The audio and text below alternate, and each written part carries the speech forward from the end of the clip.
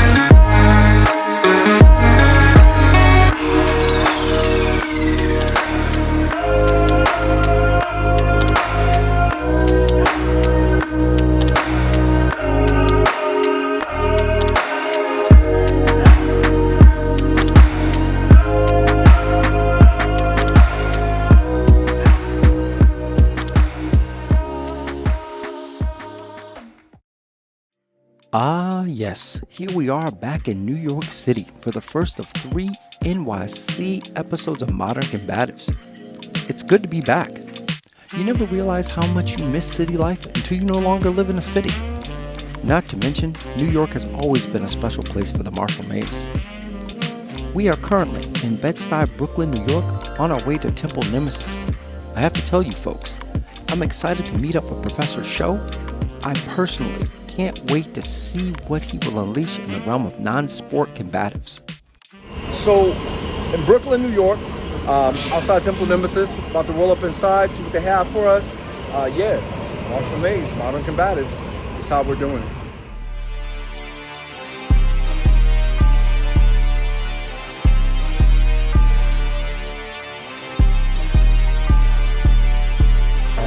My name is Feliz Mejia III. And I am also known as Professor Sho, head instructor of Temple of Nemesis. The style is Akiel-Maru Jiu-Jitsu, founded by Grandmaster and Soke, Professor Charles Elmore and Auntie Charles David Sparrow.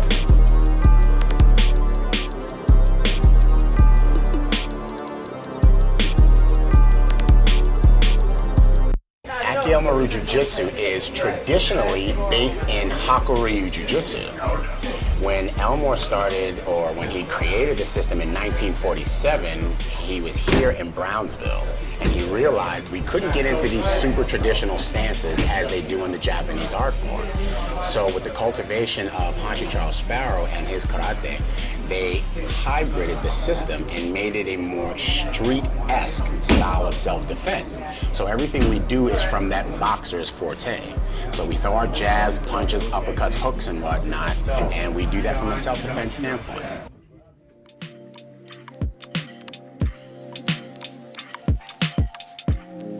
Sensei, ni right? Us! Jamo Sensei. As you were, guys. Absolute pleasure, sir. Pleasure to have you here at Temple of Nemesis Jiu-Jitsu. Yes, thank you. Thanks for being on Modern Combatives, brother. Man, listen, my absolute pleasure. Yes. Well, you've been having a great year so far, and I know that hopefully by the time this airs, the magazine will be out, The Art of Survival, and stuff like that. So, you've been doing a thing. So, what do you have in store for us today? Well, this evening we're going to go over a basic few strikes, some combinations, a little bit of takedowns. We're going to give you the real insider scoop of what Akiel-Maru Jiu-Jitsu is and, where our roots come from. All right, just excited. We're Absolutely. excited. Let's do it. Absolutely. All right. Us.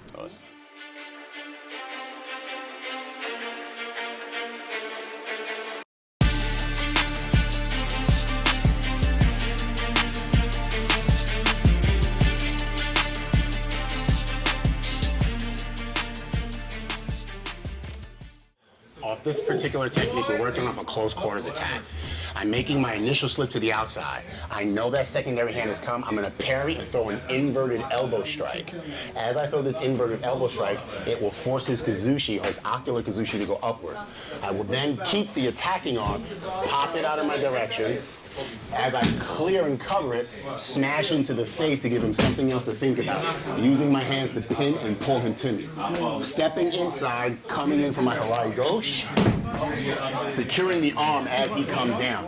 I'm using the arm bar to drag and pull him over onto his face, keeping his arm held in my horse stance position, locking his shoulder and arm out, and pinning his head down to the floor to make sure he's compliant, giving me the opportunity to pat him down for any extra weapons. At the same token, look over my back to see if he has any other compartments or partners with him.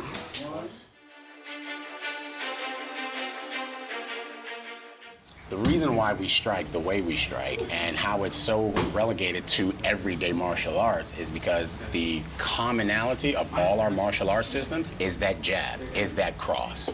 The traditional style is the lunge and the hold. As we become better in our martial arts system, we realize the street encounters, no one holds that punch out there. So we had to learn everything off the snap and pull back. At the second stage, we also learn from body movement. We also learn that snap with the extension of the body and pull back and the retraction of that body as well. Movement is a strike in any martial art that you do. So if you're not incorporating this into your self-defense, are you really doing self-defense?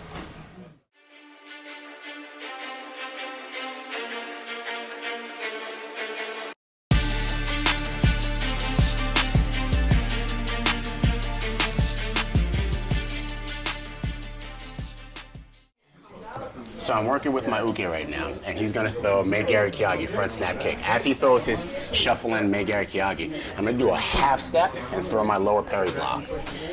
His jab is going to come out immediately afterwards, which I'm going to use my backhand to throw a variation of Chudan Soto Uke middle outside block. Here comes in, and then we're going to hook it back out.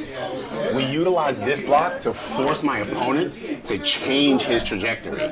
When his secondary attack comes in, I'm going to slip past and parry, taking a full step to the inside, hitting him with the uchikomi and making a body wrap.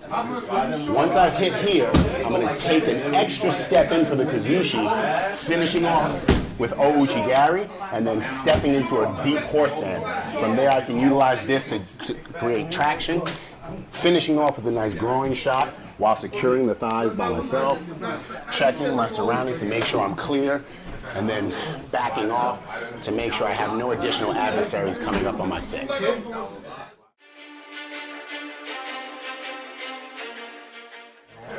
We address firearms by, one, having an instructor who is 2A certified. He's an RSO. He's with the National Rifle Association. He is actually my older brother, and he's down in Virginia. He comes out here on a almost bi-weekly basis, and he runs an actual in-class NRA certified gun class. Teaches us about the pistol, magazine, jams, reloading, and then we do combat draws. We also learn how to replace our weapons without the need of having to take our eyes off of our opponent, so that way we can keep ourselves in the fight at all times.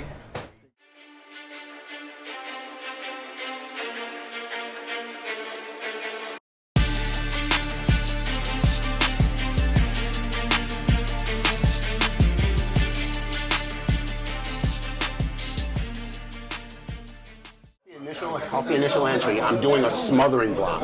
Why we call it a smothering block is because I'm parrying his hand and I'm using my secondary hand as an entry point. It's to help me intercept his secondary hand, because I'm going to use that to come in, strike in with an inverted or a front elbow strike. I'm going to clear his face, capture the attacking hand as I make a hakaru strike to the neck. This allows me a moment to pause my opponent, to step to his outside and grab to the obi and place him up on my hip, and then roll and drop him, accelerating his force as hard as possible. I use this hand to help by grabbing the sleeve and turning and jacking up the elbow and shoulder joint really, really hard, possibly catching a dislocation of the shoulder while pinning the head down.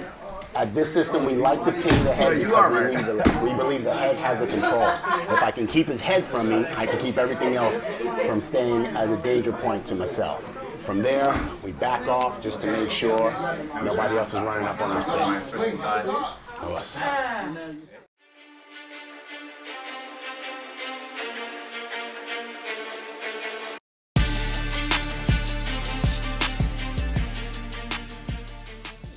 I have been training in Akiel-Moru Jiu-Jitsu since I was 6 years old, which means that's 39 years to date. Underneath my Grandmaster Daryl Danko Best and Grandmaster Stephen Watson Elmore. I have been in quite a few situations where I have unfortunately had to use my self-defense to get myself and my family out of Dodge. One particular scenario was in Seattle, Washington, outside Joint Base Lewis McChord at that time when I was married, and an assailant drew down on me and my then wife at the time. And unfortunately, it had to get down and dirty very quickly and very aggressively. Thank God myself and my children and my ex-wife at the time were able to get out of the foray.